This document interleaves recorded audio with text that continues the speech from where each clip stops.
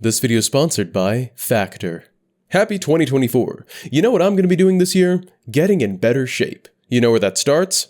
The kitchen. And if you haven't heard of Factor yet, then boy oh boy are you in the right place. No matter how you eat currently, or how you would like to maybe start eating, be that keto, vegan, low calorie, more meat, more seafood, more veggies, less meat, however, Factor makes your dietary choice simpler than ever by delivering a custom number of meals of your choice between 4 and 18 to your door every week. Fresh, never frozen, and quite frankly, delicious. For my current goals, I'm sort of doing a high protein, low calorie mix. I have no idea I'm eating really healthily right now, and that's the greatest thing for people like me.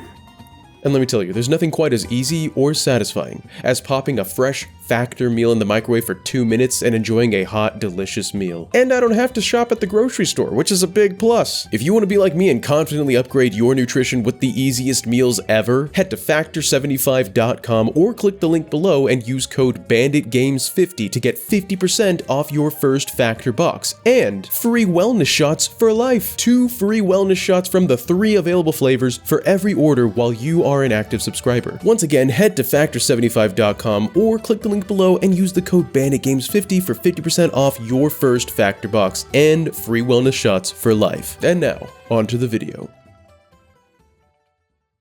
Lethal Company, a game that puts you in the point of view of a run-of-the-mill working-class individual, a nameless employee, a mere number in the great, ever-turning cog of the mysterious yet all-knowing company. Wait, are we sure we're not just talking about real life? The game has been all over social media for a few months now, but in case you still haven't heard of it, it's a multiplayer horror game that requires players to work together in order to survive visiting mysterious, abandoned facilities on desolate moons, searching for scrap and other kinds of junk to meet a quota, all the while dodging death around every corner in the form of monsters, falls, or even just being left behind by your ship because the autopilot gave up on you, like my first prom date. But in addition to all of this, the game also has an alarming amount of incredibly interesting lore that's sprawled out right under most players' noses. And take it from me, it goes way deeper than you might think. So in my first video covering the story behind the story of Lethal Company, we're going to dig deep and take a big bite out of the company itself. And by that, I mean the real company, the beast inside the wall. His name is Jeb, and I think I figured out exactly what Jeb is all about. Now, in case you haven't already discovered it for yourself or seen some of the other lore videos that have been circulating on the platform, I'm going to go over all of the required information in order to fully understand what we'll be talking about in the video, starting with the setting for the entire in-game universe. Lethal Company takes place in our solar system according to the in-game logs, which we know is ours because, well, there may be many star systems out there, but there's only one solar system in the entire universe, named after our sun's Latin name, Sol. However, the events of the game are set within a fictional nebula known as the Thistle Nebula, which was first explored by humans aboard the space vessel known only as the Boat at some point in time. The Thistle Nebula is composed of at least 2 planets, the gas giant known as Big Grin, feels like there's a joke somewhere, and an unnamed white dwarf star. There are also at least 9 explorable moons within the nebula, 3 of which orbit Big Grin known as 41 Experimentation, its twin 220 Assurance, and another literally splintered off of 220 Assurance called 21 Offense. The white dwarf star also has 3 moons orbiting it, known as 85 Rend, 7 Dine, and 8 Titan. There are also 3 moons that have an unknown orbit within the nebula, known as 56 Vow, 61 March, and 71 Gordian, which is the moon where the company resides. The planets cannot as of yet be explored in-game, leaving the players to use the company-provided ship to travel to the different moons instead, always on a pre-programmed autopilot. What the moons all have in common is that they all feature man-made facilities, and they're all completely abandoned and devoid of any remaining human life. And one moon in particular, 56 Vow, was said to actually have been inhabited by several colonies across several continents. These moons are traveled to and from by employees of the company in order to find pieces of scrap to sell to the company at the company building located on 71 Gordian, which they are given a deadline of 3 days to accomplish. But every time a quota of scrap is met, the next quota raises, meaning each multi-day scrap run is increasingly more difficult. Employees of the company face many difficulties scouring the moons for junk, but in addition to these difficulties, there are also 2 ways that the company itself can pose a threat to their livelihood. The first of which would be to annoy Jeb, who lives inside the company building, by repeatedly pressing the service bell before Jeb is able by repeatedly pressing the service bell before Jeb is ready to accept the offer of junk. And the second would be to fail to meet the quota. At this point, employees are fired from both their positions and from life. Now, scouring the moons of a fictional nebula to appease a mysterious tentacle monster hidden within a mysterious giant building is all well and good, but it starts to get weirder when you take notice of the time frame that the game takes place in, which has been adjusted a little bit since the game has been available to the public. See, prior to the recent patch update version 47, the year in the game was at least 2497 according to the Bunker Spider log entry. But after version 47 went live, the log entry detail was changed to 1965, and this change alone removed all sorts of assumptions that came along with the game being futuristic and now leaves the exact date of gameplay up to speculation. Speaking of log entries though, many of them were written later in the 1960s by a particular team of employees whose names were Jess, Richard, who later got replaced by Lucas, and two brothers, Desmond and Sigurd, the last of which is the individual responsible for single-handedly writing most of the logs that we can find and read today. And even though spelling wasn't exactly Sigurd's strong suit, vigorous note-taking absolutely was, including the dates of his personal logs, the first of which was written in 1968. This means that the technology of the Lethal Company universe was far more advanced than our own. Sigurd refers to the terminal located inside the ship as being old, in 1968, and granted this could make sense since there were also computer terminals around since the 50s in real life, albeit they were very rare, but in addition to this, the company has been hosting this intergalactic space travel employment for several years prior to the logs being written. Yet we still don't do that, and it's 2024. Regardless, most of the information for the game's universe can be derived from these logs written by Sigurd, who apparently left a sticky note behind for future employees, which would be us, giving us a hint at how to unlock the encrypted entry logs. And this is where things take a darker turn. See, there is no known actual human contact in the company. As Sigurd points out, and as we can even hear for ourselves, every audible voice heard sounds like artificial intelligence. Sigurd even calls it a fake voice. And as other lore videos point out, even the music played in the company briefing message and from the store delivery pod sounds off somehow. And not like Taylor Swift off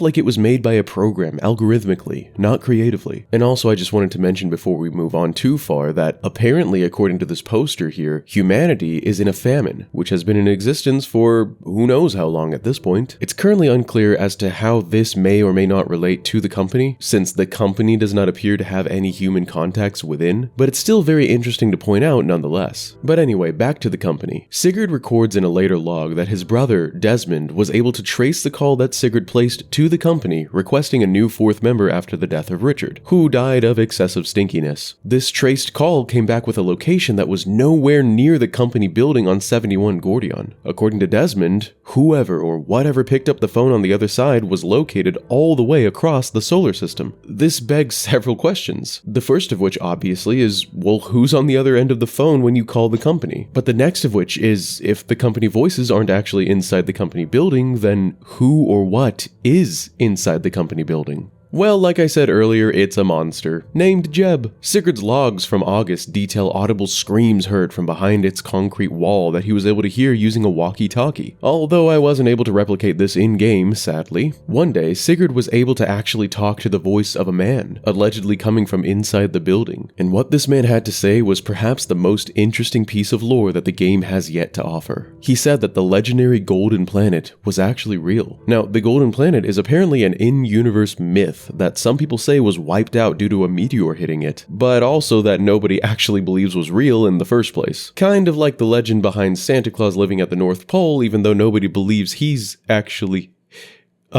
maybe I shouldn't say. The man then claimed that the planet was actually swallowed up by something called the Beast, and that, quote, they were in its body being digested. When Sigurd asked what the Beast was, the man said he didn't know, but that whatever it was ate the entire planet, and, quote, they forgot everything. Sigurd then told the man that he was inside of the building, and that the team could get him out. And this is when the man, for an unknown reason, began freaking out and screaming, saying something about spitting out the rinds. Sigurd seemingly shrugs off this entire encounter, but if you venture to the other side of one of the storage units on 71 Gordion, you can open up a hatch and descend down a ladder to some walkways underneath the landing pad. Down here, you can actually find what appears to be a giant drill of some sort that's currently unpowered. From its positioning and surroundings and even words spray painted on its sides, we can deduce several things, like that it was purposefully placed here to be secretive from the eyes of the company, that its platform is weighed down in case of a water level rise, and that the wall in front of the drill is the planned entry point, which also just so happens to be the wall behind which Jeb is enclosed. Now, gameplay-wise, most fans speculate that this is going to be an end-game feature to come in a future update, which will likely entail plugging in at least 2 apparatuses for a power source, installing an unknown item for a switch or lever, and repairing the data cable between the switch box and the drill body in order to activate the entire mechanism and presumably breach the wall. But that's not the point right now. The point is lore, and the lore behind all of this, I think, is the rescue mission that Sigurd talked about in his log when he met the man beyond the wall. It's currently unknown as to why Sigurd's crew wasn't able to finish this rescue mission, or where they even got all the pieces from, but I think a safe assumption might be that they eventually couldn't keep up with Jeb's ever-growing appetite quota, and eventually were fired. Now, truth be told, this is where the game's lore stops abruptly. We still don't know where Jeb came from for certain, we still don't know what the facility's purposes were originally or why they've all been abandoned, and we still don't know where all those other monsters came from that haunt the hallways of the facilities to this day. But given what we do know, which is that the company building is really just a holding facility for a giant, formless tentacle monster known as Jeb who demands to be offered more and more scrap by the day and who also may or may not have multiple people digesting inside him, I think we can use some real-world lore to figure out at least one piece of the giant puzzle, and it all stems from the name of the moon that the company building is located on. Its name is 71 Gordion. Astute historians might remember that name off the bat, but for the rest of us who don't, allow me to enlighten you. Gordion is the name of the capital of ancient Phrygia, and its most notable king was a man named Midas.